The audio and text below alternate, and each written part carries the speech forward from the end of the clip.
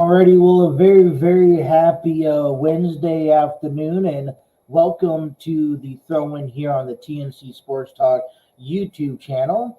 I'm excited to be with you guys. A little different time slot that we have this afternoon compared to the ones that we normally carry in the morning, but nonetheless, we have an exciting 2-hour program with you guys today, kind of getting you guys ready for the for AEW Dynamite's Go Home show before Revolution this weekend. So, you know what? Listen, we got it's March 1st, right? And it's Wednesday. We made it through half the week. We're starting to look towards the weekend, and it's going to be a busy month. And I'll tell you that to kick things off from March. Busy month because we are just 32 days away from night one of WrestleMania 39.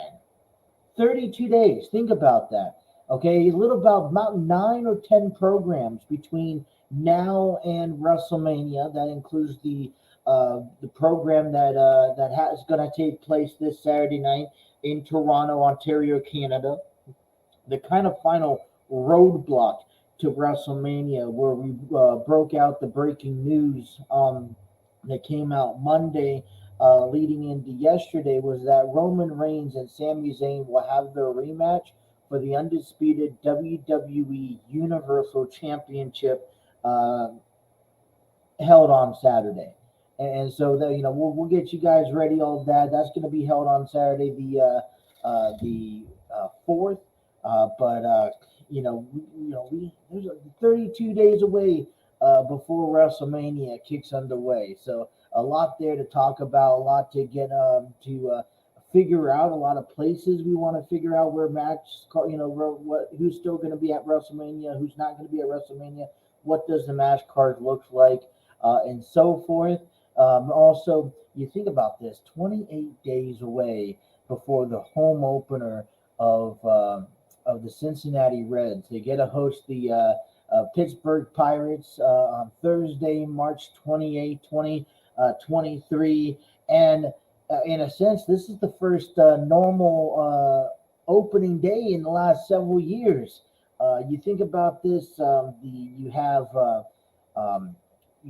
2020, right? This is the first, I think this is the first year where I'm going to get a chance to witness the first home opener of the Cincinnati Reds season. We moved out here back in 2020, in February of 2020, and we moved out here right before the pandemic actually began. Kind of disappointed. The baseball season had a shortened season of 2020. They didn't really have a normal home game, no crowds in the fans. All right, so then we looked at 2021. We're kind of at the end of the spurts of the pandemic where they're going to start allowing fans back into the stadium. I don't believe that the Reds had a parade or celebration that year either in 2021. Last year, we were supposed to have a normal season, but we were locked out due to the CBA agreement and the ownership of Major League Baseball, which pushed the season back a week. So the initial home opener ended up being postponed to the Cleveland series, and that still didn't really quite feel right I think on my behalf. So we really did not have ourselves a season opener in the last three normal season that we really began of 2023, and I'm excited because I've been told. I don't know if this is true, and if you guys live in Cincinnati and you guys go out, and if you guys have ever been to one of these home openers, that the Cincinnati Reds have on the opening day, being the historic behind the Cincinnati Reds having their every season. They have a home game to open up the season each and every year. A lot of these ball clubs, they go back and forth between home and on the road, and they take turns. Well, the Cincinnati Reds, with this history, they always kick off the season at home, and this year's going to be with the Pirates. So if you guys have any experience or any stories that you guys want to share with the experience, how these parades and these celebrations go on opening day, I kind of want to see if I could get myself down there to one of those games because I'm really excited. I'm really excited about baseball season, you guys. Spring training's underway. We're coming to you a little after 2 o'clock. Take you guys up in 4. And right now, I got the Yankees in Washington on my television, ESPN. Getting a chance to watch a little bit of Grapefruit League baseball. We'll get Reds and the Oakland Athletics, which play here in about an hour. We'll get you the lineup and the pitching rotation and all those good stuff for the game. And it's going to be new because our game will conflict into their game coming up in just about an hour. But it's interesting. I started watching spring training baseball, and I don't know how the ball clubs or how the broadcasting is going to go for regular season. But you see the pitch clock added on to the whole information side of the broadcasting network. All right, you see the clock go down to 8, 9, 7, and they got a pitch. And so it's kind of a new design, but I really like it. I really do. I really absolutely like it. So go watch a little bit of baseball. Sorry for the little delay, like I said, from our normal program. But man, we're excited. We're kicking things off great on a Wednesday, halfway through the week. It's such a beautiful day outside. I tell you, it's mid-70s out here, nice and sunny, a little bit of breeze. Expected some showers a little bit later on today, but what a beautiful day to kick off the month of March.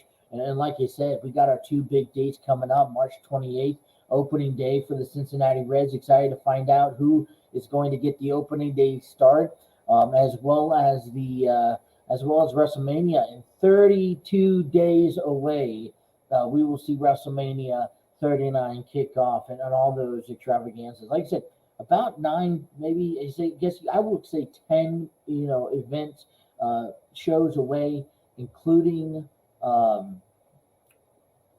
this Saturday, where even though it's not televised, or at least it's not on Premium Live or it's not on a channel, they have the last and final roadblock before WrestleMania.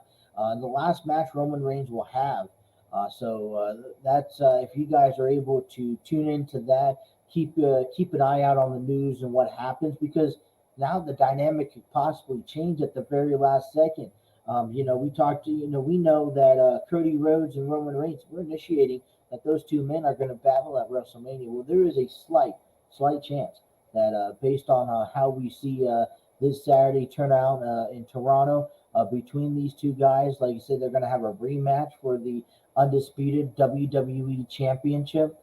We could very well see the other way turn around. We're going to get you guys ready. Also, coming up this weekend, we're getting you guys ready for AEW Revolution on March the 5th, I believe.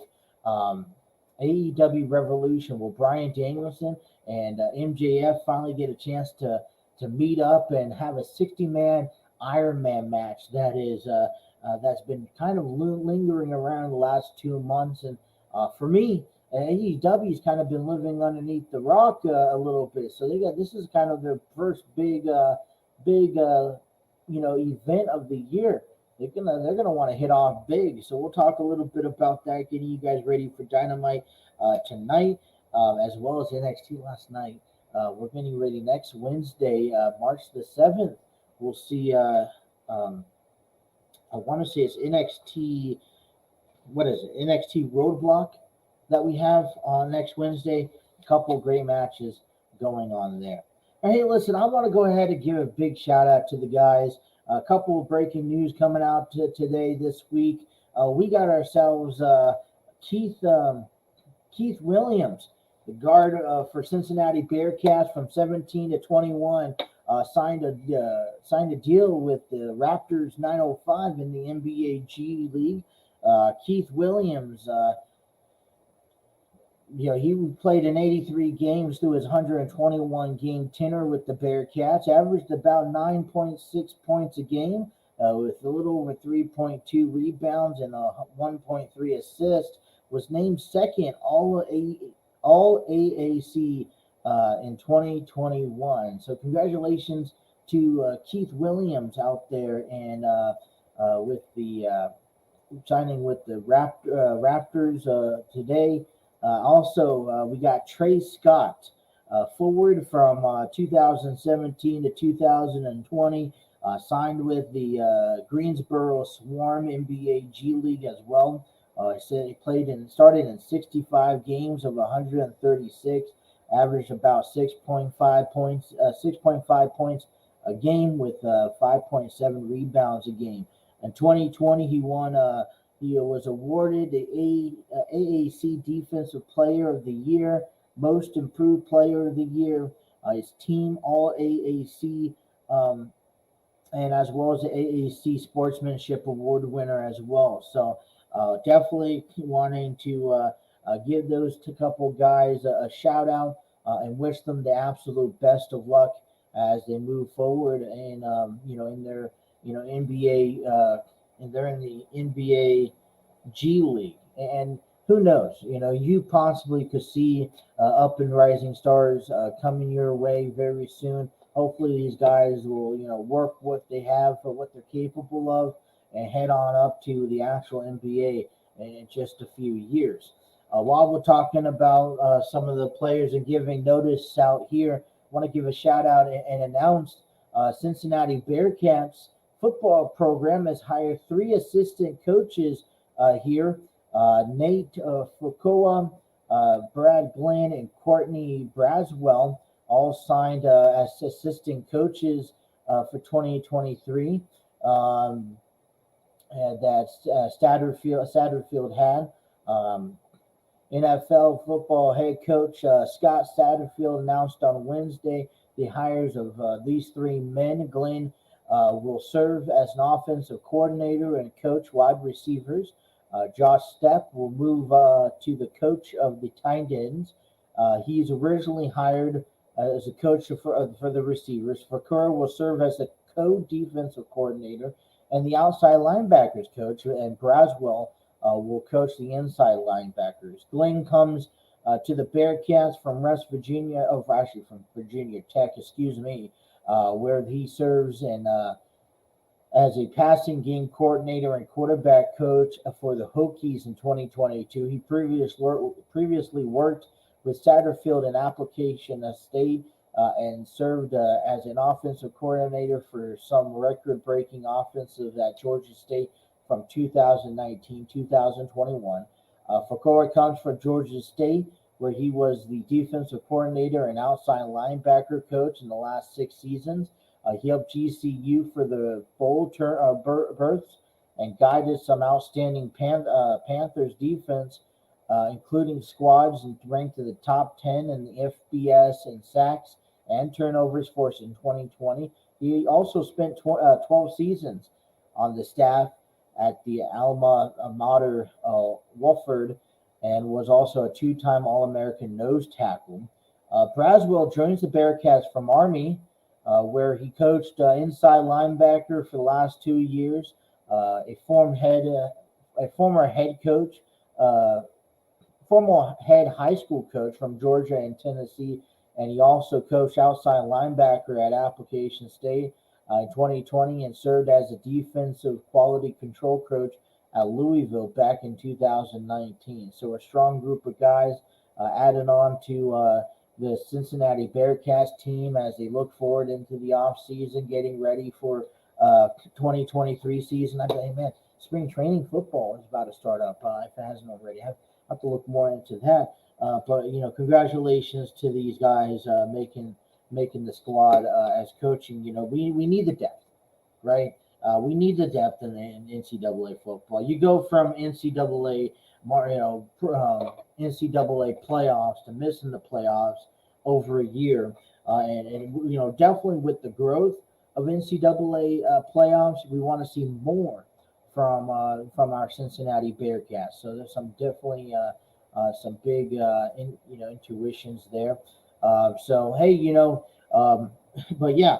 So like you said, we're going to talk a little bit about AEW and NXT match cards for this upcoming week. We want to get you guys ready for Reds baseball this today and all the scores that happened yesterday and everything that leads you in a couple of top stories heading into the day here. So we'll get you all of that. We're just getting started on a Wednesday, man. It feels so amazing, I tell you. Take you up until 2 to 4. I know it's a weird hour. I tell you. If you guys are watching us over there on Facebook, on YouTube, thank you. Welcome. Hit that like, share, and subscribe button. Head on down into the comments. Want to give a quick shout out to Trey the Champ, a former colleague over us, shooting us out of hay. Listen in. I don't know how much of professional wrestling that we'll be talking about today, covering more of the sports. But hit the like, share, and subscribe button. Press on those notifications. Don't miss a single episode. If you're tuning us in over on Facebook and Twitter, hey, listen, we loved it. We thank you. Hit that like button. Share it with your friends and everything. Say, hey, this is what's going on for the next 2 hours. Let's get into the conversation. And if you guys want to get involved, I want to hear from you guys. I truly want to hear from you guys on some of these sports topics that we're talking about today. So head on over to our YouTube page, leave us a comment, get a part of the chat. I also want to go ahead and welcome and thank you guys for downloading us on all of our audio platforms. Wherever you guys listen to your podcast, you can find the throw-in and be sure to not miss a single episode or a single segment of the throw-in right here on the TNC Sports Talk YouTube channel. So, all right. Hour number 1, we got a bag full of things that we got to take out and talk about. So we'll get right away. We're going to step aside. Come on back. Thank you guys for tuning into the throw-in right here on the TNC Sports Talk YouTube channel.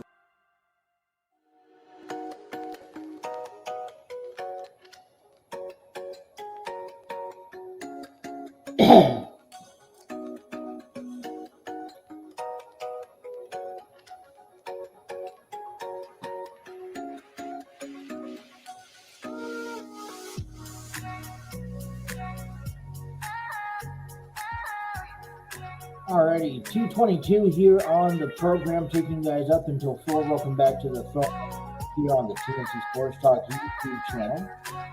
None of this is possible without the support and the program of StreamYard Studios, an online podcasting video recording program that allows you to create podcasts, videos, virtual business meetings, and even conduct interviews. Check out the free version today at StreamYard.com.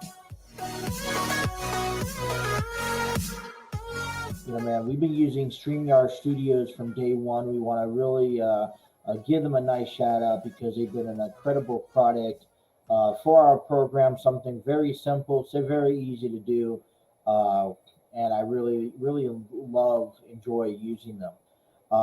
Like I said, 2-hour program taking you guys up until 2 on a Wednesday afternoon. I understand that this isn't normally our typical time slot that we like to do our programs from, but listen, it's been a nice day. It's kind of also been a slow day. We're halfway through the week.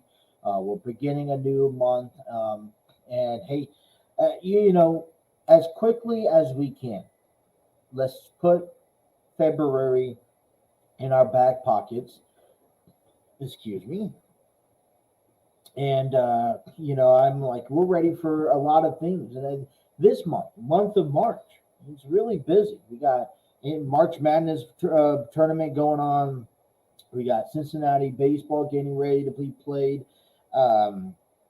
NCAA baseball season, is getting started. And then also, like I said, we have the road to WrestleMania, just 32 days away before we go on and see Cody Rhodes and Roman Reigns. Now, like I mentioned in the opening segment, we'll have to witness, Cody Rhodes, not Cody Rhodes, but Sami Zayn take on Roman Reigns once again Saturday night. And we mentioned a lot yesterday that that Roman Reigns has his hands quite full for SmackDown this Friday. He's not only going to have to deal with the lurking Sami Zayn, right? He's going to have to take care of the turmoil that Jimmy couldn't do last week, and he's going to have to also go face to face with Cody Rhodes. I was looking at a picture earlier today for the Great American Ballpark as the field's ready to go. Tarp is over, the entire field. I'm excited. Like I said, if you guys know anything about the opening day parades and celebrations that come in on March 28th when the Reds get ready to open the season off against the Pittsburgh Pirates, I believe it's the Pittsburgh Pirates. I can't believe why. I believe it's the Pittsburgh Pirates. Let me double check. Just because I don't want to give you guys the wrong information, even though that can be an option. Yeah, the Reds open up against the Pirates March 28th. Yep, 4:05. And then they host the Cubs afterwards before they go on the road on March 6th to give the Phillies their first home opener. As I mentioned, we're excited. It's baseball season coming around. We're talking about baseball season. Reds played the Dodgers yesterday afternoon in some Cactus League action, where they kind of bounced back, where they beat the Reds 7-1. With Cincinnati Reds putting up seven runs, 10 hits, and 0 errors. The Dodgers put up 1 run, 4 hits, and 1 error. We got a chance to see Nick Lodolu come back and win. He pitched 2 innings, giving up no hits, no runs, 1 walk, and 2 strikeouts. Let me get the right page on here. And there we go. And Nick Solak hitting a home run to kick off the ball game. Not to kick off the ball game, but to kick off their 8th inning rally, kind of really helped this organization come through. As a matter of fact, I have the audio play for this, and let me kind of just pull that up. This is Nick Solak hitting a blast out of. Let me see if I can pull it up. This is what happens when you have a later game. You're not even sometimes ready for everything that's to come. Yeah, I don't have it. Okay, so here is the audio of Nick Solak hitting his solo home run in the 8th inning. The Reds are up 1-0. It's a 2-0 count. Nobody on, nobody out. This kicks off and begins a 3-run rally, I believe, in the 8th inning, thanks to Nick Solak's solo home run. Solak batting for the first time, came in for Stuart Fairchild, who was 0 for 2 today. This ball's well struck, straightaway center field and deep, and it is gone. High off the batter's eye and straightaway center field over the 410 sign. Nick Solak drives it out of here and gives the Reds a 2-0 lead. Oh, yeah, that was it. It was fun, exciting. Love to see all that hard work pay off. Tyler Stevenson went 1 for 2 yesterday with an RBI. Henry Ramos 2 for 2, 2 runs, an RBI, and all that good stuff as the Reds win 7-1. Like I said, hey, Cincinnati's and something to take away from the season so far, and that has to be since the base running aggressiveness. Yesterday alone, the Reds stole 4 bases in the win.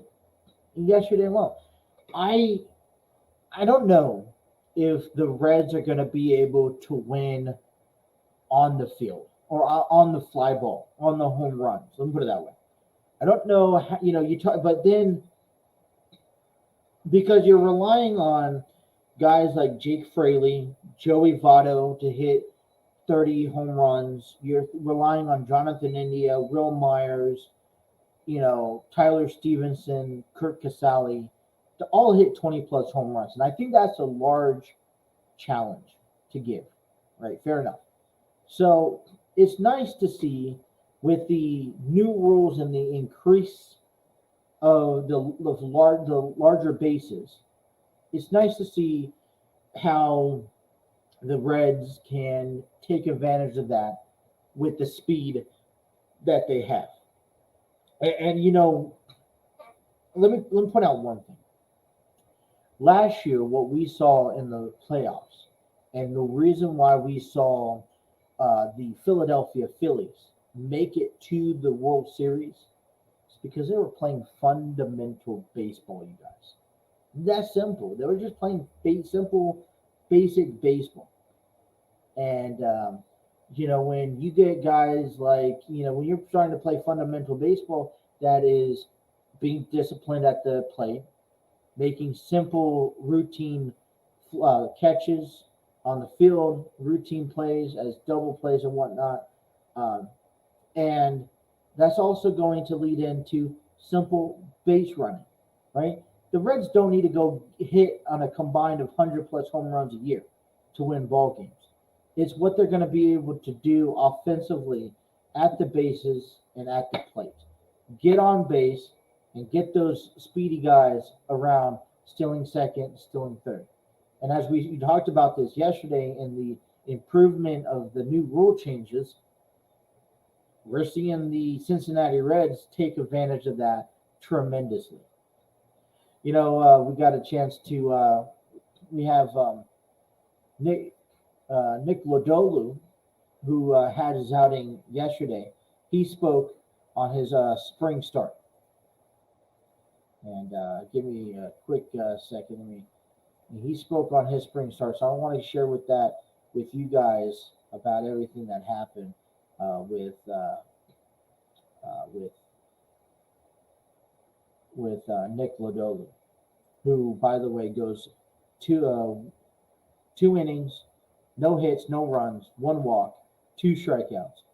He goes on and wins the game. Felt pretty good. Felt smooth. Arm speed. It's got to get there a little bit, but that'll come with reps. And other than that, it was good to get out there, especially with the new pitch clock. Definitely something to get used to a little bit. But twice that it got me, where I realized it was counting down, so I had to get going. But other than that, pretty good. In a good spot. Just like I said, most importantly, got to keep building up. So everything, keep going as planned and just keep rolling. That was Nick Lodolu, and I think it's fair to say that simply, all right, you guys, this pitch clock is not going to be easy. It's going to be adjustment to everybody. And like I mentioned, like right now I'm watching spring training Grapefruit League. I'm watching the Yankees and the Nationals, and you're gonna see the pitch clock where where the pitchers are gonna have to speed up the game just as much as batters are gonna have to get back into play, and it's gonna affect some guys, and that's what spring training is all about: is to see the affection, see everything that's to come, and make the adjustment. So I don't think Nick Lodolu did that terrible. I really enjoyed his outing. I'm expecting Nick Lodolu to be one of those guys. And I know a lot of people are kind of expecting, maybe Hunter Green to fill in that role. But I'm going for Nick Lodolu to kind of be more of an ace starter, more of that everyday reliable guy every 5 days moving forward. So, that's just kind of me and how I'm so far taken away. Now, we've seen what we really want to see this spring training, right, is see these guys such as Hunter Green and Graham Ashcraft and, even Nick Lodolu kind of step up to the plate and kind of have more consistency in their outings. So that's kind of what I would like to see. Reds continue today. They will be hosting the Oakland Athletics on at I think it's Goodyear Ballpark. Man, I'm having a brain fog all morning long. all afternoon. But the Reds will have the first pitch will be 3:05 coming up in about 30 minutes, where the 2-2 Oakland Athletics will have right-handed pitcher Adrian Martinez will take on the Cincinnati Reds right-handed pitcher Graham Ashcraft, who will get his first look at taste of starting here today. So we'll get you the lineup in just a little bit as you actually have it prepared. You know what? Let me go ahead and give you that lineup just so that people are aware. If you guys are wanting to go ahead and tune into the game, both games will be available on the radio. For the Reds, you got WSAI 1360, while the Athletics have the A's Cast at Bloomberg 960 AM. So if you guys are looking to listen to the game today at Goodyear Ballpark in Goodyear, Arizona, first pitch is at 3:05. I got here the starting lineup and the matchups for both games for this game today. And so for the Cincinnati Reds, we have, just kind of briefly here, we have the batting first at second base is Jonathan India. Batting second, but doing the catching behind the plate is Kurt Casale. At third base, batting third is Josh Volser. Kevin Newman will be designated hitter in the cleanup spot. Ellie Dela Cruz will go ahead and get a start out there in short today as he batting number 5. Nick Solak, who hit a solo home run yesterday, will do the starting out in left field. He'll be batting 6. There's some guys I don't even know. Alex McGarry will be playing first base, batting number 7. Henry Ramos will be playing right field and batting number 8. And batting 9th is the center fielder Michael Ciani. So that's Jonathan India, Casale, Volser, Newman, Dela Cruz, Solak, McGarry, Ramos, and Ciani so far. Right now, the top guys kind of looking at me that I'm looking at to impress. I still like to look at Ellie Dela Cruz, who's making his start. Really big. I think it's kind of a big year for Ellie Dela Cruz. The problem is I think a lot of people are expecting Dela Cruz to step up to the plate and be kind of more of a potential starter by the end of the year if Jose Barrero or even Kevin Newman doesn't get doesn't get around to their season that they're supposed to or expected to have. But we'll see. I don't want to rush Dela Cruz, and we talk about this whole rebuild mode with the Reds and how the Reds are trying to. It's going to take a couple of years, and they have a couple of minors, and you're still kind of working, getting a couple of rotation guys settled into their positions. I don't want to rush Ellie Dela Cruz. So even if it doesn't work out for Jose Barrero, and I don't quite know because he was injured last year. I don't quite know how long you wait before you pull the plug on Barrero. You got Newman then in there. You got Reynolds. I think you can expect a lot out of as well. But I don't want to rush Ellie Dela Cruz. Unless injuries provoke Dela Cruz to come up to the majors early, then I really say let him stay down in the minors, let him work his way through, and we'll go from there, right? Maybe see him in September, right, when they bring people up. But we'll see. We'll see how the Reds go. So we'll keep you up to date about the game as the game goes because the game starts in just about less than 30 minutes. All right, let's take a timeout. Let's come on back and talk some NFL. Cincinnati Bengals. I get all my notes here, and I'm ready to go, and then I lose all my notes, and there you go.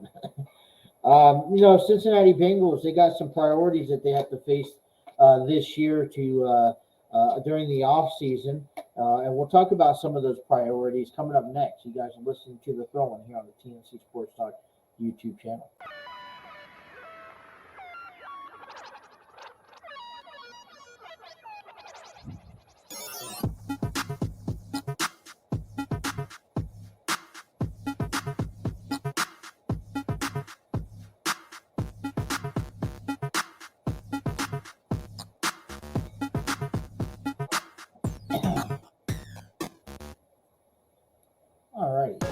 want to welcome you guys back at 2:42 on the program.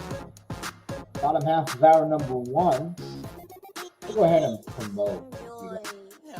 We will be doing an interview here with, we had last month, we had an interview, actually a rapid fire interview with cast members and directors from the play Love's Not Enough. Love's Not Enough. I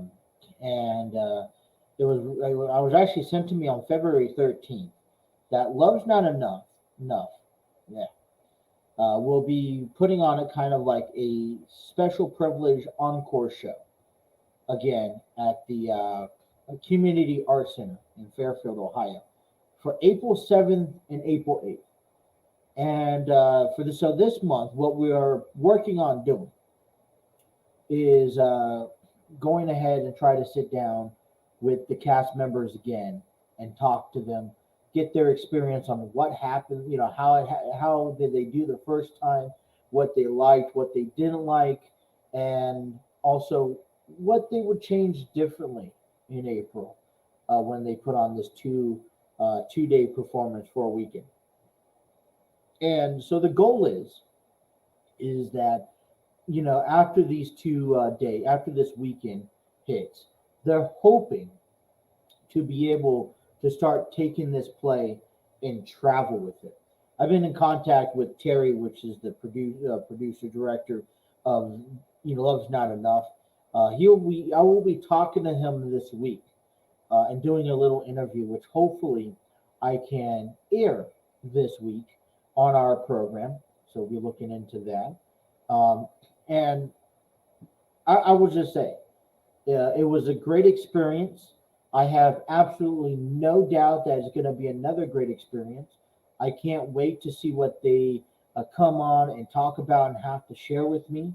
And I love to see, hear about the experience that they had, especially for these younger and new, these, actors and actresses that are still trying to grow.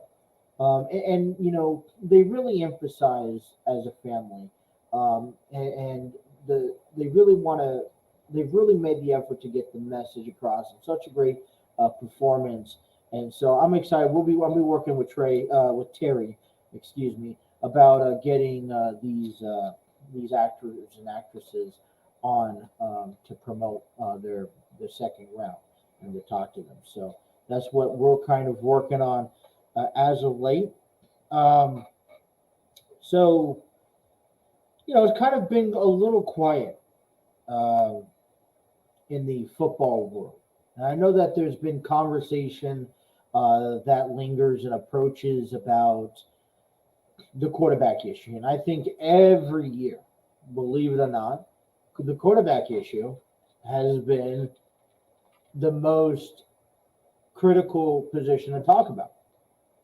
From free agency, from Tom Brady retiring to free agency that you see in the that's available, to the trades that possibly may happen between Aaron Rodgers and the Green Bay Packers this year, and even down to the draft this year, the free agency has been pretty big, and the quarterback question has been pretty big.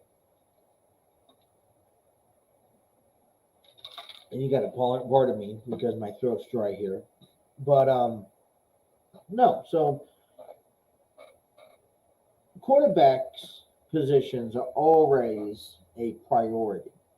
And I don't think a football team can begin to move forward and develop their team to the team that they want to have, and they want to put out a winning product out there without having a quarterback situation resolved. And and here's a good example. Right, Tom Brady's retired, and we know that the Buccaneers are having their own issue because they had to replace Tom Brady. Now you can't build an offensive team without a quarterback, because it's just like it's just like building that one. It's like for baseball, you got to have that one player You got to find out what position he's playing and where he fits in that lineup before you can build around him. It's just that simple.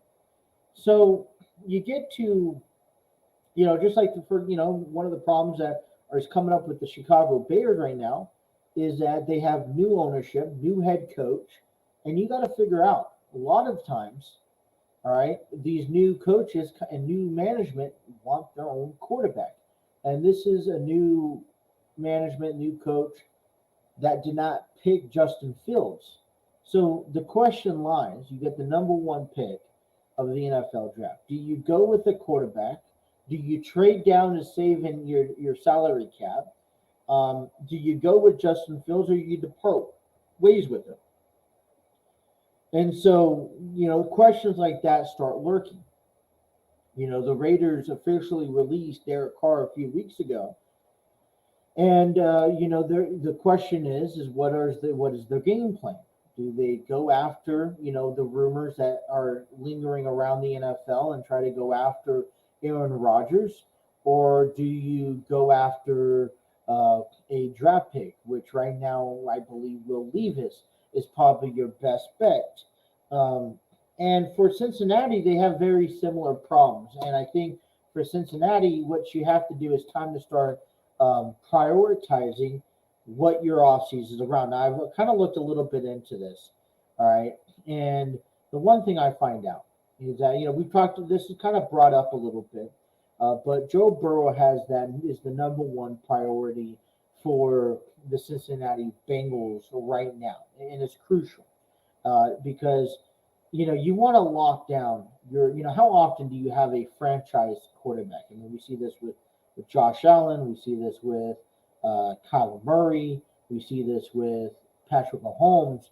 But I feel like for a lot of teams, this whole quote-unquote franchise quarterback is starting to decrease. They'll stick with a quarterback for a year or two, maybe even 5 years, but then they'll leave it open and then they'll go through a lot of teams are going facing, free agent quarterbacks.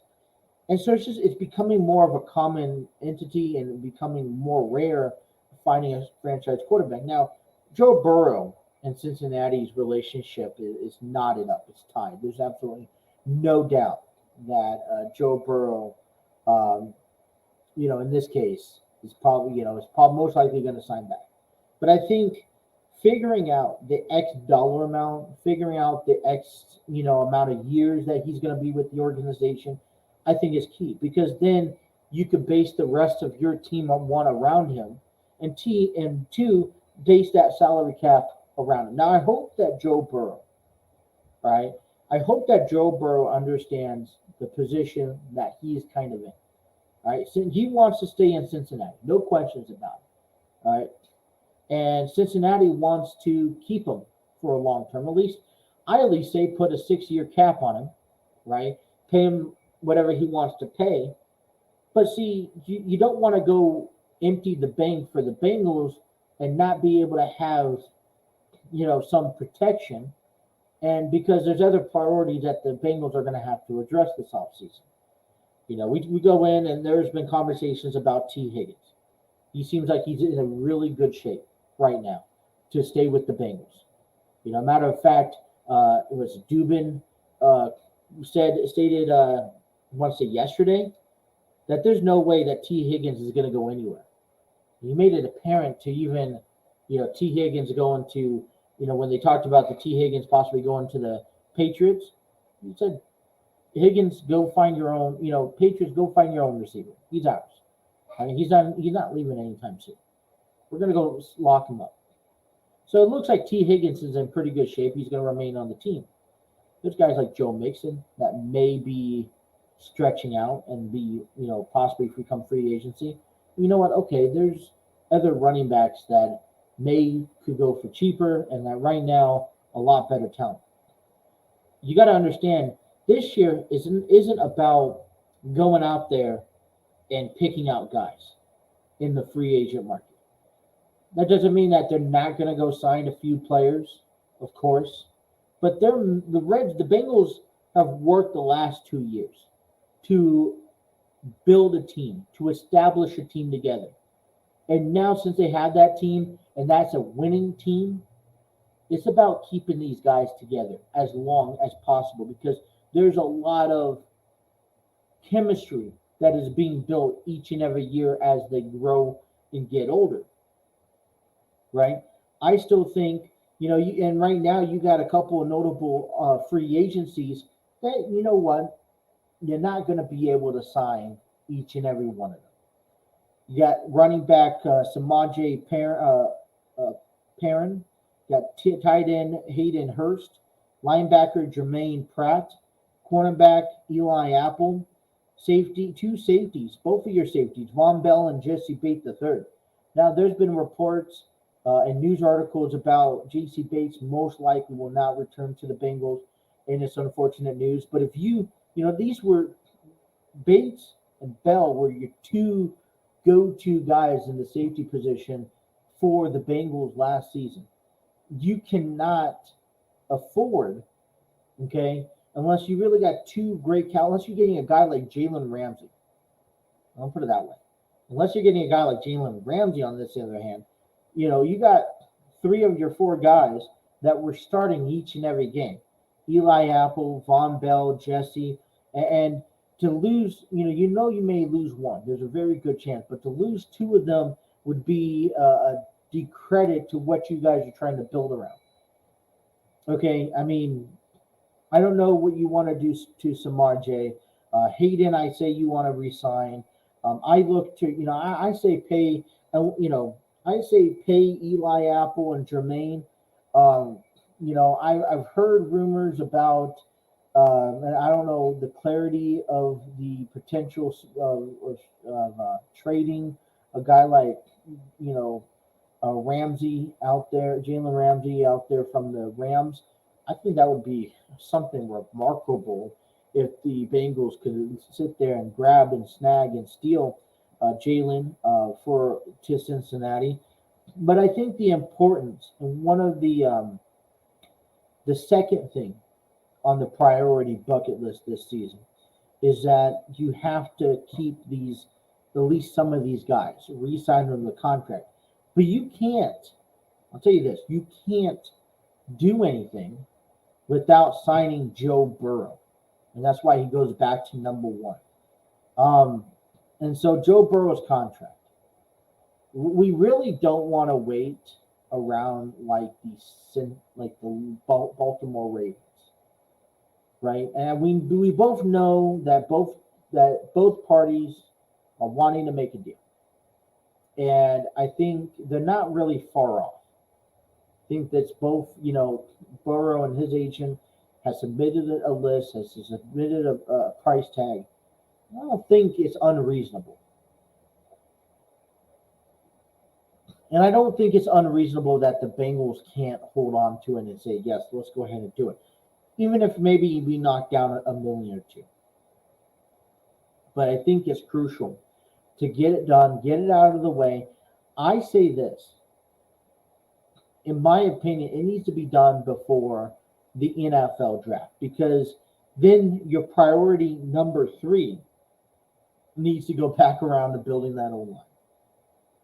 And if you could have your quarterback locked up before the draft begins, then you feel so comfortable. You can now turn your attention and look towards trying to figure out, all right, where is X, Y, and Z? Because there's a good chance that we won't be able to return some of these free agencies that are headed out of Cincinnati. So how do we replace them? Some of it is going to have to be in the free agent market, which means there's 4 defensive players that you potentially have to replace. And like I said, it's not like you're gonna not sign a free agent here or there. And I think they will, because they would have to sign a free agent to make up what they've lost.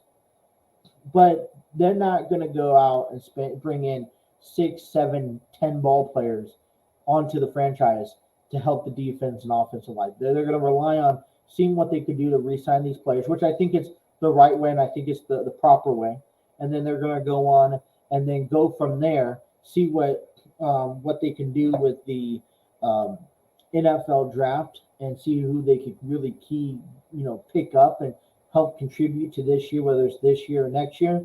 And then they'll go out there and see what the free agent is. And I think, the Bengals at the end of the day are in really good position, though. I mean, I'm not worried. The whole contract deal between Joe Burrow and the Bengals doesn't have me worried. I'm not tripping about it or anything like that. But these are priorities that the Bengals are going to have heading into close to the time, and they're going to have to address it sooner or later. We cannot. This is a winning team. We cannot look like we are a mess in the off season, and we cannot look like we can't get the business done in a timely manner in the off season. So as we grow in the month of March, April, get closer to spring, to the preseason, as we get closer to everything here to the NFL draft and all that stuff, I see that the Bengals need to address this factor just a little bit closely and a little bit quickly to help get prepared for 2023. You don't want to go into the preseason as a team that you expect to be in the postseason, expect to be in the AFC Championship, and maybe even expect to go into the Super Bowl again. You got to have all your ducks lined up in the row come first practice of the 2023 preseason. All right, hour number 1 is concluded. We'll come on back to hour number 2. We'll get you a trip around Cincinnati. A lot of games planning on that taking place today, and much more talking about wrestling. And the biggest question for hour number 2, I'll leave it as this. I want to get to is the bleeding in professional wrestling. So stick around. Hour number 2 coming back. You guys are listening to The Throw-In right here on the TNC Sports Talk YouTube channel.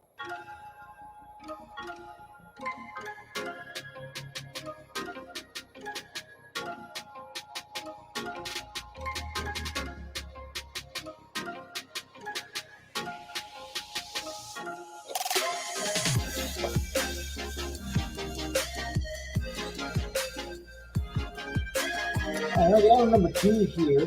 Thank you guys for tuning in on this beautiful Wednesday, March 1st, 2023. And it's such a beautiful day outside in the mid-70s with some nice breeze blowing around throughout the day, possibly a little bit of shadows of rain coming in later on this evening, a nice wind breeze. Such a beautiful day to get out, and it kind of just brings to you some sort of energy. I know it brings to me some sort of excitement because now we will hopefully, it kind of gets you ready for baseball action. We are just 28 days from opening day, and I know this isn't my typical time slot that I go on live and I talk to you guys about sports, but I was just kind of it was kind of more of a slower attitude day. I was actually, what ended up happening is that, I'm not going to point fingers, blame anyone, because it was actually at the end of the day my decision. I actually woke up at 7:30 this morning, started getting my show ready, kind of grinded up until 5 minutes before the program. And as I was getting ready to actually do a live, the internet started freezing on me. I'm like, man, you put all this hard work in, I'm not going to be able to start it at 10. And then at 9:55, the wife comes in, do you want to have breakfast with me? I'm like, how do you turn that down? And so what's so great about, it got me a little upset. And I apologize because, I don't like to get upset when it comes down to this stuff. But it got me upset. So I apologize to the wife and went on my way to make some breakfast. I made some nice shredded hash browns with, I added some leftover pork chops, little sliced, thin pork chops to the thing. And I made some pancakes with it. So great breakfast, but with the freezing, with the frustration, and with the wife, I was like, I'm just going to bypass it. The wife went to work at 1. I had to take her to work, and that's why I went to add this back again on to 2 to 4. So we'll be talking about that. But man, hey, 28 days from opening day. We're counting down the time. And as I mentioned, I'm excited because I haven't seen a Cincinnati Reds official opener, and all the all the celebration, all the fun, exciting events that goes on around downtown Cincinnati on the 28th. I've never really seen all that stuff leading up to the game, and I've been told from a lot of people, okay, that how the Reds celebrate their season is pretty big. And I'll tell you this, I'll include this. It's been 3 years. Me and my family, which now a lot's changed since then, moved out in 2020, right before the pandemic. Told you guys this is now our number one. But we moved out here before the pandemic, and then we had a half season of baseball. All right, things weren't the same. No fans were allowed at the stadium in the 2021. We're kind of getting over the pandemic. Things kind of, fans quite didn't get a chance to come out to the ball club. We're slowly getting into it. So the festivities never got a chance to really take place.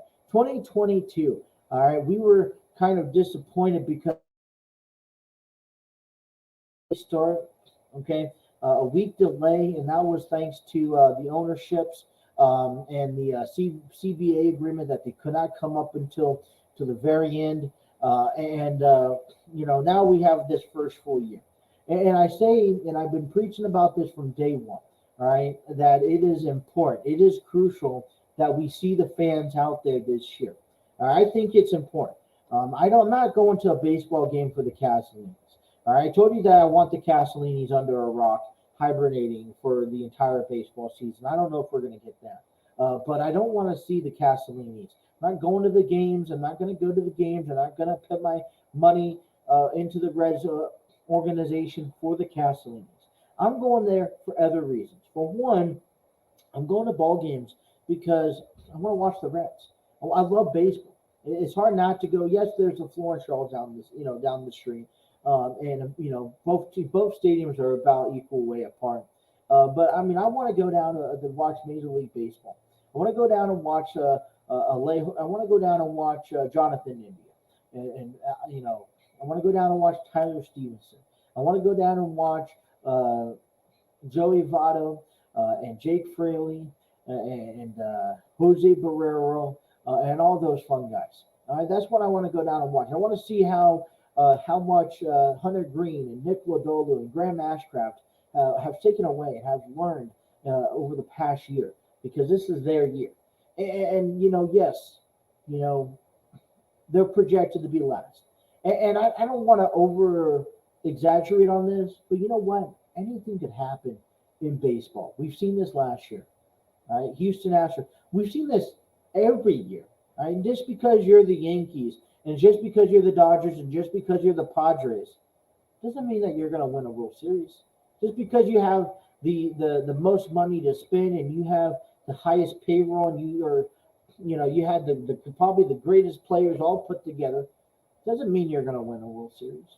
I mean, we've seen the Cubs put together, scrapple up a ball club to win the World Series before. We saw the Houston Astros do the very same thing. The Cleveland Indians, or now the Guardians, have done the same exact thing. I think the first step is taking accountability into your own actions and how you guys are playing. And I think, there's a lot of players on the Reds organization that's openly admitted that they did not play the way that they should have played last year, and they're looking to play a little bit better. Well, guess what? I mean, this is I know the division's tough, and I know how good the St. Louis Cardinals are, and the Milwaukee seems to just get better every year, and Chicago Cubs always a thorn in the side there.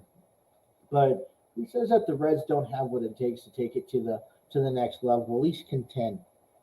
Okay, so get out to the games, support these Cincinnati Reds. There's so much rich history heading into the organization. All right, so there's some sports happening yesterday other than the Reds and the Dodgers, which by the way, the Reds won. Right now, the Reds and the Oakland Athletics are underway. Let me see where this one is. Brent Rooker for the Athletics doubles on a line drive to center field, and Michael Ciani, Connor Capel Scores in the first run of the game. The Athletics are leading 1-0 in the top of the first inning. Graham Ashcraft is currently in the game, getting the start. Now it's 2-0. Let me see if it was in play. There you go. Dermis Garcia singles on a line drive to right field. Henry Ramos, Brent Booker scored. So with the top of the first inning, with 2 outs, right now it looks like the Reds are out front. The A's are out front, 2-0, and the top of the first inning at Goodyear Ballpark. So we'll keep you updated as the game goes by. But a couple other baseball games going on in the local area yesterday. Xavier Musketeers took on Northern Kentucky Norse, where they picked up their 4th straight win on the season. Final score 5-3. Musketeers put up 11 runs to the Norse's 7. They bounced back from a rough 0-5 start, which has been impressive so far on the season. Luke Hoskin goes 3 innings, 4 runs, 3 runs, 4 hits, 2 walks, and 2 strikeouts. Third baseman Grant Stevenson went 2 for 4 on a run scored, and designated hitter Hayden Christensen went 3 for 3 with 2 runs scored.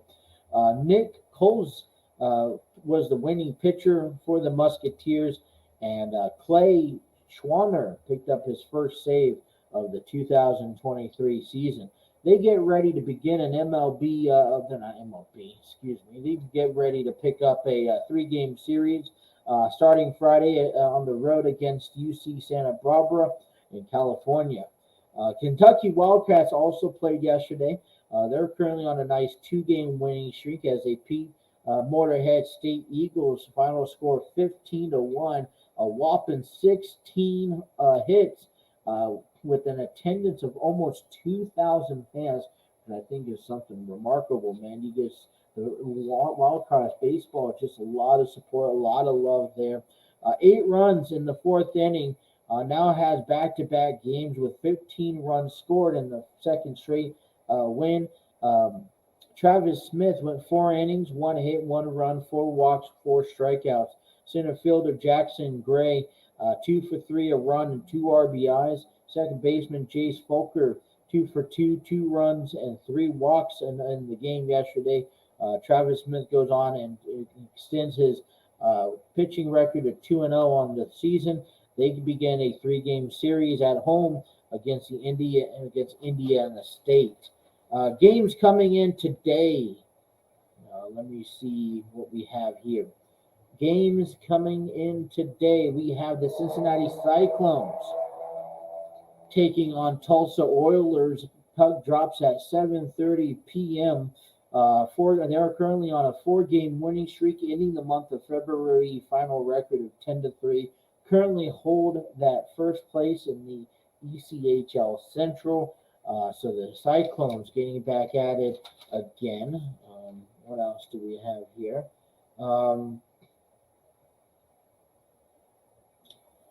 Kentucky Wildcats basketball. They will have the game today. There we go.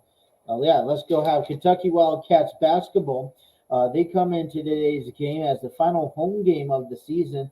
Tip-off is at 7 against Vanderbilt Commodores. They go into the game 20-9, 11-5 with a 4-game winning streak as they look to keep their streak going for the NCAA bracket tournament with just 2 games left. Cincinnati Bearcats baseball home opener today at the UC Baseball Stadium. First pitch is scheduled for 5 p.m. They'll be taking on the 0-7 Miami, Ohio Redhawks. The Bearcats 2-5.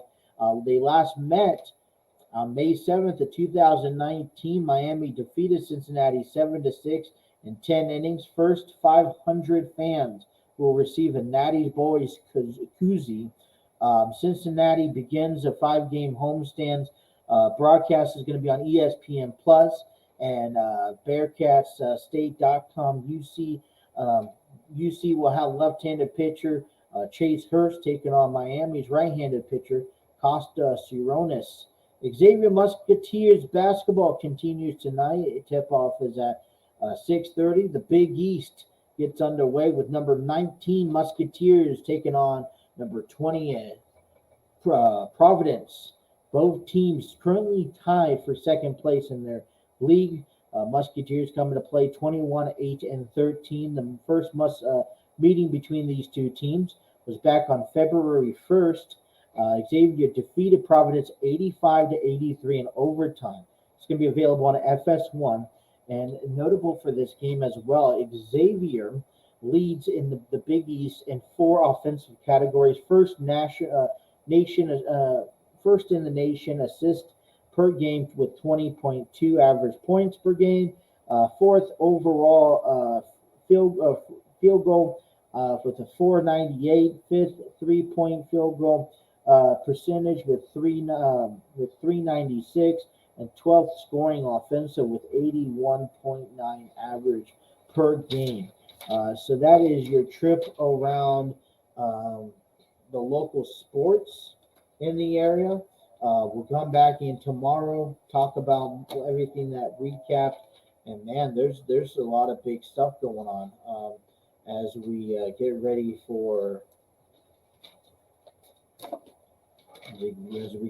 to kick off the month of March. Are you guys excited about March? I know I am. Alrighty.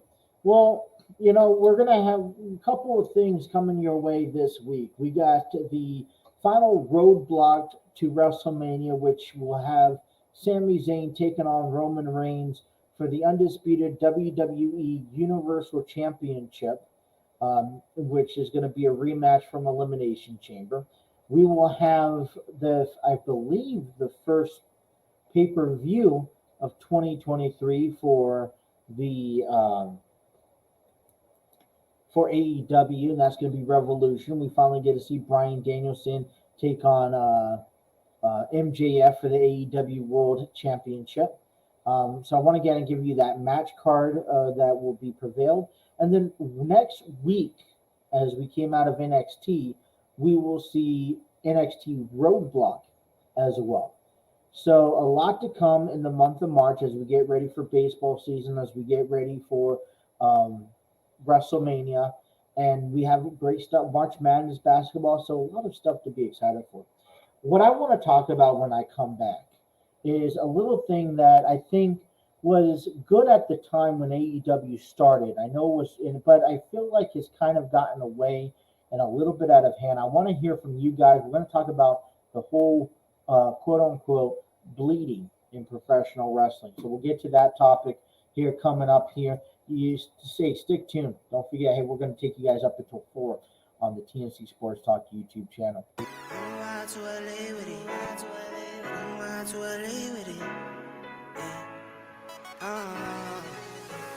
10 toes down, I'ma ride with the gang. My whole life I've been doing my thing. Get that money, ain't no thing. Anything I do for the gang. 10 toes down, There I'ma you ride go. with the gang. 3:22 on the program, taking you guys to 4 o'clock on this out of schedule program. Like I mentioned to you guys that we are not on our normal time slot, but that's okay. Still 2 hours here throughout this program. None of this is possible without the help of Spreaker. And hour number 2 is given to you thanks to Spreaker, where you guys can, if you guys are looking to create and upload podcast videos, Spreaker is the perfect tool to do so. You could upload multiple podcasts on this website. You could edit your podcast. I have the 500-hour version. I could upload my podcast. I could check the statistics on it. I could also upload Ad Exchange and get paid through this service. And it's a great utility for if you're also looking to upload your podcast app. So, I want to thank Steve Barber because he's the one who brought this to me and gave me the idea. I went to work with them throughout the year, and it's been decent. I'm not going to get too much into personal details about it, but it's definitely it works. You get to distribute your podcast all over the place, anywhere from Spreaker, which is also included in iHeartRadio, Apple Podcasts, Google Podcasts, Spotify, practically anywhere you get you get your podcasting from. We're on there. The Throw One's on there. Just gotta look and listen to us. So, yeah, everyone who's listened to us on YouTube or on any of these audio platforms, we thank you. Let me know how it works out for you guys, if you guys like it or not. Whatever the case may be. So, AEW Dynamite is tonight, and it's available on TBS tonight at 8 p.m. And it's the go home show before. It's the final stop before AEW Revolution, and AEW Revolution squared off to take place tonight. We're going to see a couple of things. To Hook taking on Matt Hardy for the FTW Championship. I believe we got the AEW All Atlantic Championship. Orange Cassidy taking on Big Bill. Tony Storm taking on Rio. We also have MJF and Bryan Danielson will face They'll go face to face before their 60-minute Iron Man match for the AEW World Championship at Revolution. And then we also have Chris Jericho taking on Peter Avalon. We have a casino tag team battle royal tonight. And then also, a very impactful show, Face of Revolution ladder match, I believe. And it's to determine, who's going to face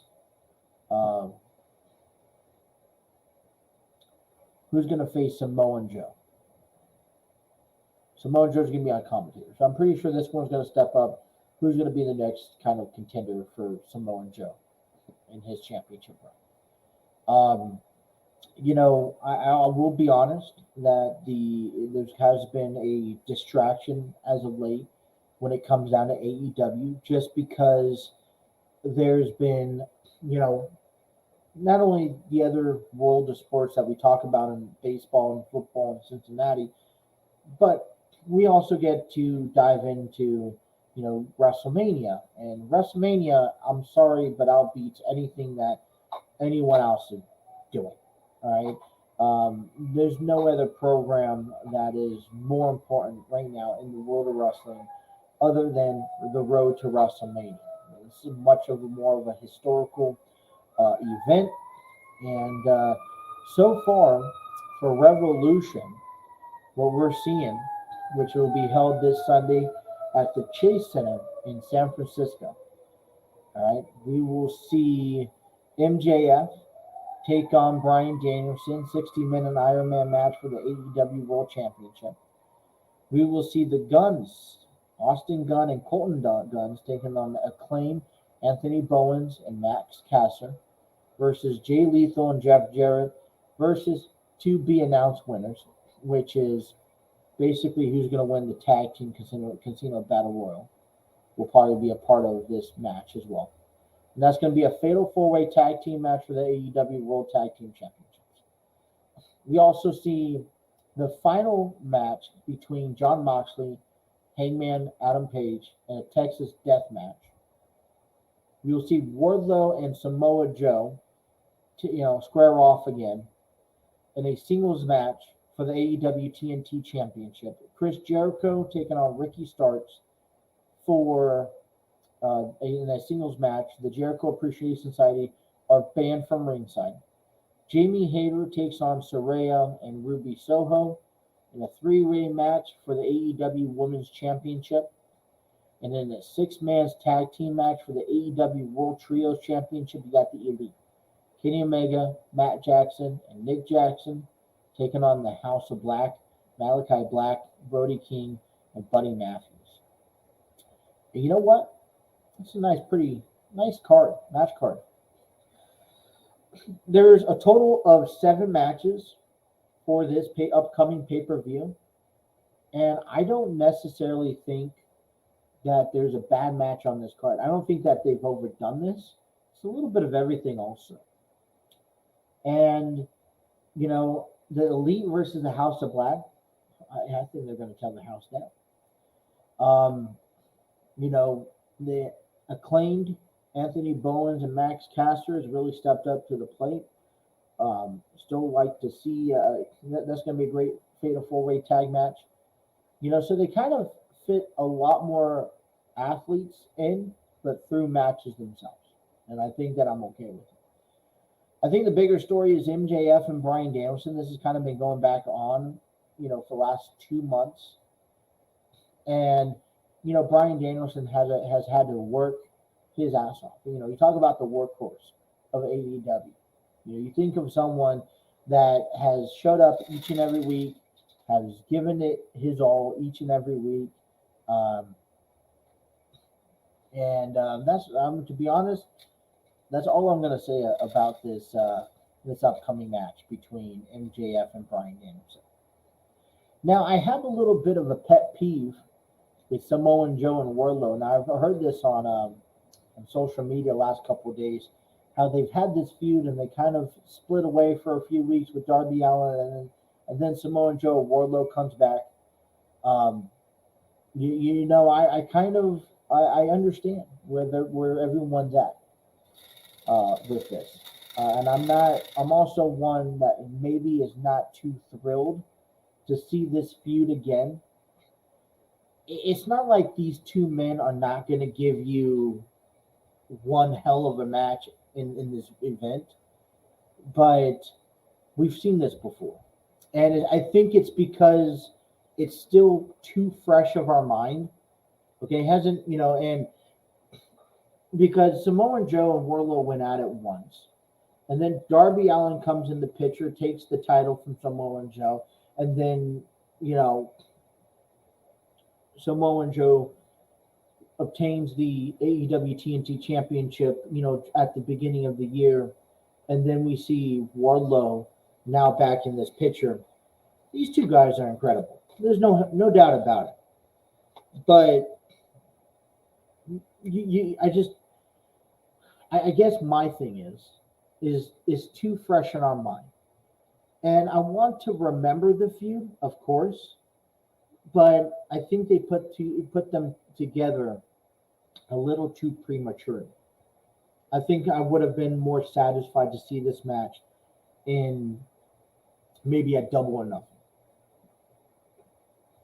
But, you know, my thing is I've claimed, you know, that Wardlow, there's a story for Wardlow. There's something that's going on that's beyond what is being going on right now with Wardlow and Samoa Joe.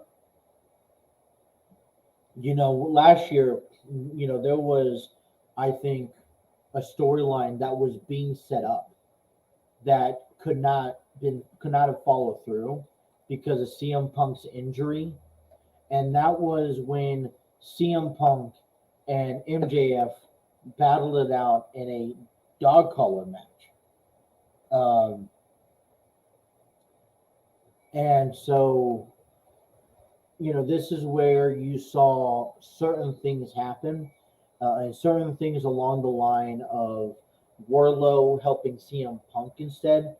And so you know, I thought very much so that the feud was going to be MJF and CM Punk, and then at some point last year, CM Punk was going to win, and then we could see this Wardlow battle.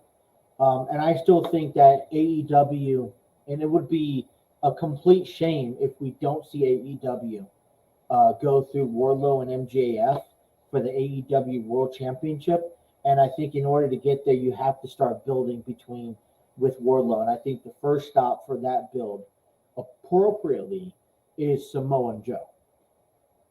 You know, I think that's where Wardlow kind of got stuck on the outside, because MJF could have went in a million directions and been perfectly fine with CM Punk getting injured. You know, you could have saw CM Punk, you could have saw MJF decided to take a time period off. You know, he could have continued wrestling. He could have went to went down another path. But that time period that MJF took, was well needed. And then because of the injuries of CM Punk, and they went down a completely different direction.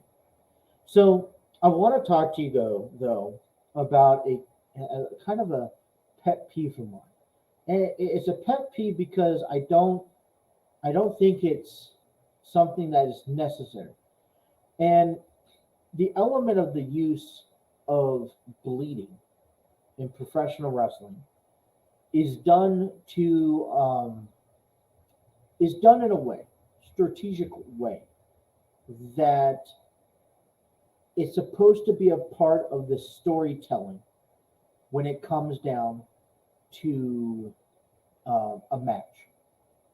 And I think it's very different. There's a lot of legal spot now when it comes down to having blood in the match. There's a lot of finance issues, and it becomes a eerie concern when people bleed just a little too much. Now, I'm a big fan of bleeding, and I think but I'm only a fan of bleeding when it's the right time.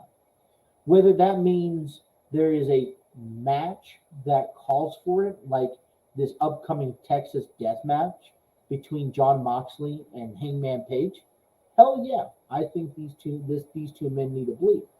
I think that it's warranted that these two men shed some blood in this meeting because of this who's the better man. But just to bleed in a one-on-one match or in a tag team match, I think needs to get cut. All right, unless a match is warranted, and I'm talking about either a stipulation or these are two brawlers, and if realistically in real life you see these guys gonna brawl it out in a ring and bleed, then go for it. But otherwise, I think it really needs to get cut down. And the one thing I guess that I see too much of, and I think Jon Moxley is one of a prime example, he uses a lot of bleeding. And I don't necessarily think that that's a good thing. AEW has distinctly separated themselves in the professional wrestling world from everyone else.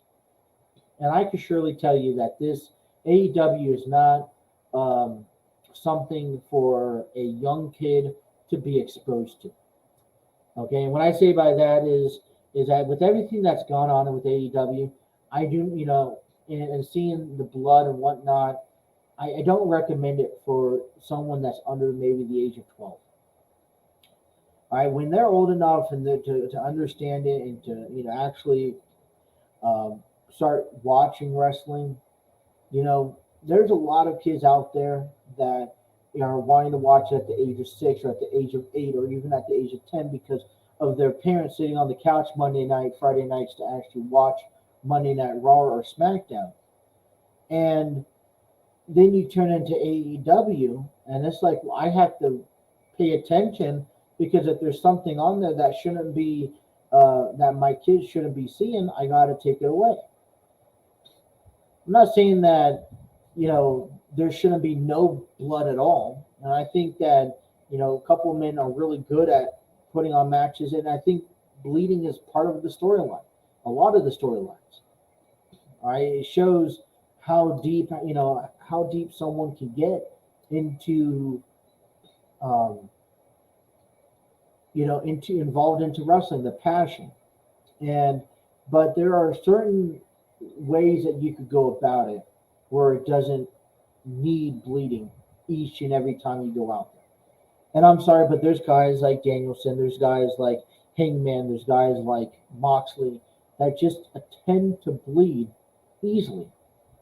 And I think that has to get corrected in the WWE.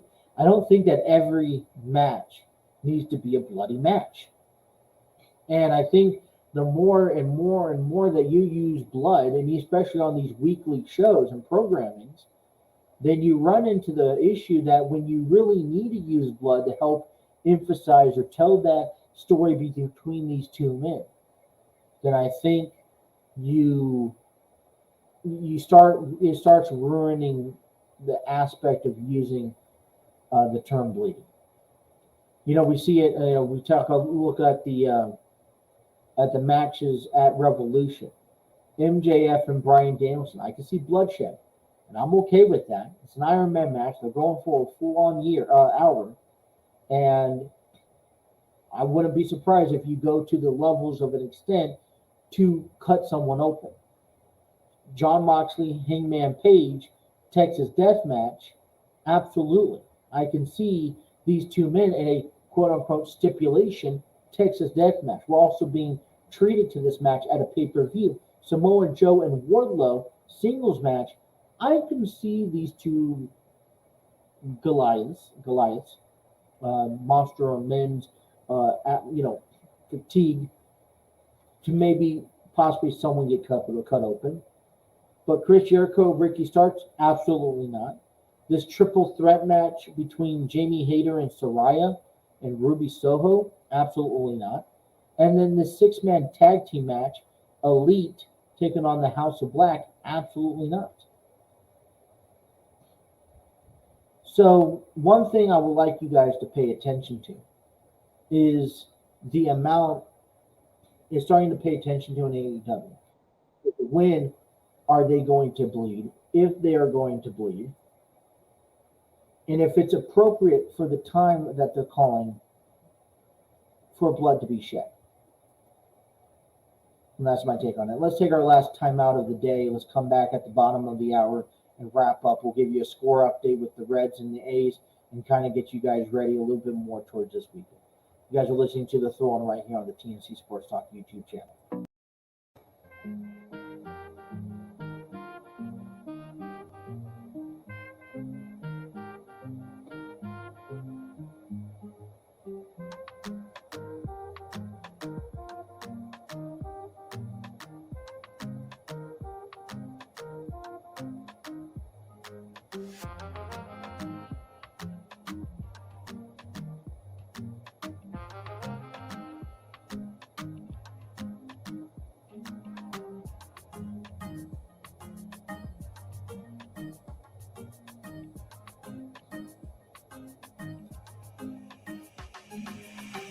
Alrighty, welcome back here to the throw-in, bottom half of the hour, wrapping up our program. I want to give a shout out and thanks to Epidemic Sound for providing music for our program each and every day. Discover your world-class artists, composers, and bands. Find the perfect soundtrack and give your social media accounts the music they deserve. Epidemic Sound is a royalty-free music link. For more information, check out epidemicsound.com. Kind of just scrolling through a couple of things that I was glancing here on on NCAA. San Diego State lost to Boise State, which gives Boise State now a boost into the NCAA bracketology. Xavier is still number 4. San Diego State moved over to the South League for the tournament at number 6. They'll be playing the number 11th spot. Between the winner of Wisconsin or Mississippi State. Kentucky is still in the West. They'll be at ranked number 6. So, last and final games are very, very much so important. Trying to, make it into these tournaments, and a win like Boise State had yesterday, really puts things in perspective. So we'll pay attention to the to the bracketology coming up here, within this final week. So let me just kind of get things at the end. There we go. The Cincinnati Reds are in the top of the 3rd inning. You got Gibb balled out for pitching, and they're actually in the middle of the 3rd now. You have the 9-1 and 2 spot up as the A's are out front 2-0. Jonathan India is the only person on the hitting board so far. And so far it's Oakland, 2 runs, 3 hits, no errors. Cincinnati, 0 runs, 1 hit, 1 error. as a 9-1-2 Michael Ciani, Jonathan India, and Kurt Casale are scheduled due up in the bottom of the ninth inning for the Reds. So we talked about this kind of all throughout the program, and I'm just going to reiterate a lot of this today over and over and over again, to be honest. This is where the month of March kind of lies. This is kind of one of the biggest months in sports, because over the next 2 months could be a really big road in the world of sports, especially, you think about wrestling. We are 32 days away from WrestleMania, and within that, we're 28 days from the Reds home opener. We are also, this Saturday, we have the Road to WrestleMania in Toronto, Ontario, Canada, where we will see Sami Zayn and Roman Reigns go one-on-one once again in a rematch from Elimination Chamber for the undisputed WWE Universal Championship. We will also see AEW Revolution this coming up Sunday, which is going to say, I've always said this, is that the first pay-per-view of the year is just like the last pay-per-view of the year. Yeah, you have your annual number one pay-per-view, for WWE, that's WrestleMania. For AEW, that's Double or Nothing. But you really do have, you want to start off, kick off the year the same way you want to end the year, and that's with the splash and with the bang. So it's going to be really important for AEW to really take this home and set the tone for the remainder of the year. And, then you also have NXT Roadblock, which is because they're going to have NXT TakeOver the night before WrestleMania, I believe within that WrestleMania weekend. The one thing that we have not talked about yet when it comes down to the WWE is the Hall of Fame. Now, I don't know the plan on how they are, if they're going to have a Hall of Fame ceremony this year. If so, who is going to be a part of and included? Are we going to see, how many people are we going to see inducted into this year's Hall of Fame? I know there are names that come to mind, such as Umaga and Batista, of course. And I'm pretty sure that you could probably name a few more that I just can't think of right now. But I think, in my opinion, okay, I don't know if the WWE is going to have anything. And I haven't heard anything about it yet. And it kind of scares me a little bit, because just as much as we should pay attention and the fame should go on to these WrestleMania matches, and we should be talking about WrestleMania and the match card that builds up to it, and give everyone enough time to say, all right, let's go ahead and get our tickets, or let's go ahead and get our, this is the reason why we want to watch, or we're going to call off of work, or whatever the case may be, is that you got to promote the product to make people want to watch, right? And how do you promote a product in WWE is by announcing matches that will intrigue the audience to say, hey, I want to go out and watch this product on this day for this event because of these people. When you think of last year's WrestleMania, I know that there was some sort of problem with the way that the WWE went about with the match card. And the argument last year was Stone Cold Steve Austin making his return. And you wanted to announce his return in enough time to where you want to sell those seats, because Stone Cold Steve Austin coming back to have a final wrestling match will attract more audience and will get more people to come to the event, other than the comparison of, not announcing him or having him be a surprise. And so the one thing that's going on this year is that we have currently 4 matches scheduled.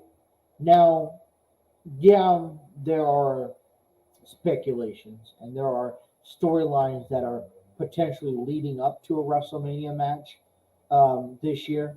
But until they get confirmed, you're still holding on whatever you got. And that's, it was. And so I think at the end of the day this year, the question is going to be, was Cody Rhodes and Roman Reigns good enough to build towards WrestleMania? And you think about this, we talk about John Cena coming back next Monday night. And I saw a flyer out for the WrestleMania promotion, and it had John Cena out there. Okay, so John Cena is going to be a part of WWE. They just started promoting that Elimination Chamber. Nothing's been locked, stone, and set yet until he shows up in Boston next week on Raw. So my question is John Cena a big enough name to sell that much more WrestleMania tickets? And 2, did the WWE allow the WWE Universe enough time, given this information, to be like, hey, John Cena's shown up to the WrestleMania, I might want to be there, right? And that's, one of the reasons why you almost know that The Rock is not at WrestleMania. It's because I'm pretty damn sure that if The Rock was going to be at WrestleMania, you would have talked about it by the Royal Rumble, right? Because when you talk about a guy like Brock Lesnar, or not Brock Lesnar, we talk about guys like Brock Lesnar, or even The Rock. We'll stick with The Rock here for a moment. And I was just thinking about a moment with Brock Lesnar. But when you talk about guys like Dwayne The Rock Johnson showing up, if you announce him in January that he's going to be showing up in 2 months, regardless of what type of part he takes in place, people are going to buy tickets to go see him. There's a reason why they go announce guys like Brock Lesnar's going to show up on this ticket, on this program at this date to increase ticket sales. Here's a good example. Cody Rhodes on Monday Night Raw announced that he's going to be on SmackDown. So I don't know what the attendance was at Monday so far for SmackDown, but I'm very intrigued in seeing where the attendance is going to be on SmackDown when SmackDown comes in a couple of days, and see if Cody Rhodes is one of those guys that makes that type of impact on a program, just like they've been announcing John Cena. Now, I don't know 2 weeks ago when they announced that John Cena was going to be on Raw next week. I don't know where their ticket sales were, but it's going to be interesting to see how much more people, and I'm sure we'll get that. Some sort of report's going to be there. We're going to get that report some way, shape, or form. But it's going to be intriguing to see how much more, sales for for attendance and for merchandise you're going to get, knowing that John Cena is going to be back on Raw. And so, I think it is crucial that I think WWE really needs to pick up the pace, because right now there's only 4 matches. I understand maybe Triple H doesn't want to go with a heavy card on both nights, and that's fine. I'm not arguing the match card, but whatever match card is set needs to be promoted now. So whatever tickets are available, they need to be able to start selling them, because you only got a month away, and those tickets aren't cheap. And I know well enough, I don't just carry around $1,000 in my pocket to go to a WWE event. You think about this, we're also in California. There's going to be at SoFi Stadium. Things are going to be much more expensive in California, not just, the travel. You have to go to California, the revenue on the hotel and the taxes that they're going to have to pay, the food, the travel, the expenses, all that's going to go up. And you want, people don't just get tickets last minute and say, hey, we're going to go to WrestleMania. It's planned out. It is. So, kind of start picking up the pace a little bit. I mean,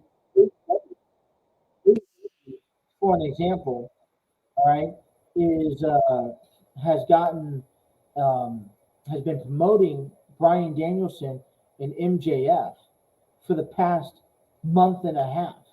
And although MJF has made challenges that Bryan Danielson had to overcome obstacles, this promotion of this match that's coming your way this Sunday has been promoted to the point where if you didn't know, you now know. And if you didn't have a chance, you had time to get tickets. So we'll look into that. Coming up tomorrow, we'll go ahead and continue talking about getting ready for AEW, kind of talking a little bit about what happened tonight on the Go Home show. And let me give you my last and final update here for the Cincinnati Reds.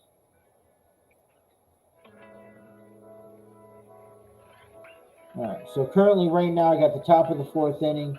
Looks like the Reds were able to score in a run to cut the deficit in half, 2-1 in the third. That's exciting. All right.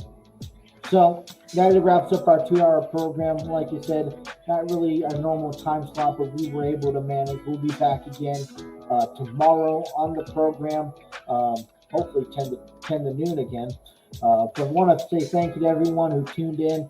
Make sure to hit that like, share, and subscribe button. Head on over to our YouTube channel. Press on those notifications. Don't miss a single episode. If you missed a segment today or missed today's show, be sure to find us on any podcast platforms. Download the Throw-In and listen to every single episode. Till tomorrow, you guys take care. Have a wonderful rest of your day. Stay warm, stay dry. Enjoy this beautiful, Wednesday afternoon. Thank you guys for tuning into the Throw-In right here on the TNC Sports Talk YouTube channel.